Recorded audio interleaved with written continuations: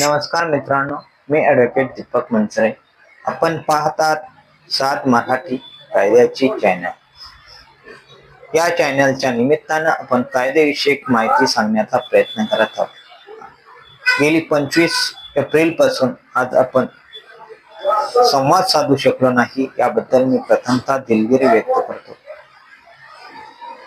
आजच्या विषयाचं कारण आहे महाराष्ट्र सरकार आता तुकडेबंदी तुकडेजोड कायद्यात बदल करून जे रहिवासी प्रयोजनासाठी खरेदी खत झालेले आहेत किंवा साठे खत झालेले आहेत ते साठे खत आणि 1 गुंठ्याचे खरेदी खत करण्यासाठी परवानगी देणार आहे. या संदर्भात चंद्रशेखर बावनकुळे साहेब यांनी सुतोवाच केला आणि येणाऱ्या अधिवेशनात त्या संदर्भात कायदा आणण्याची घोषणा केलेली आहे.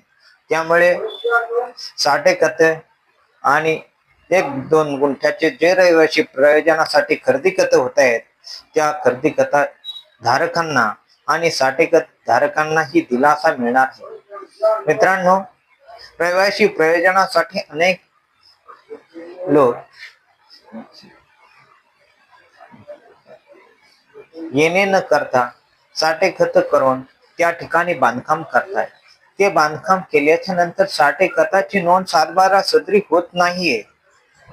असा साठे खत करून देणारा व्यक्ती जर मरण पावला तर त्याचे वारस पुन्हा त्या 7/12 वरती उतार्यावरती नोंद लावून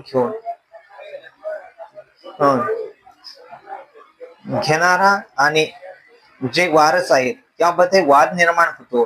त्यामुळे अनेक प्रकारची गुंतागुंत निर्माण होत असते.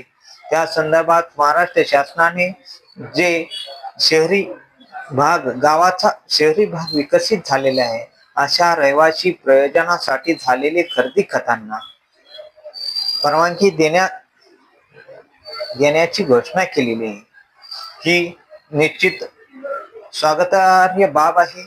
परंतु या कायद्यामध्ये काही सुधारणा आपणास आवश्यक असतील तर त्या सुधारण्यासाठी आपण महाराष्ट्र सरकारला येणाऱ्या अधिवेशनामध्ये काही मागण्या कराव्यात.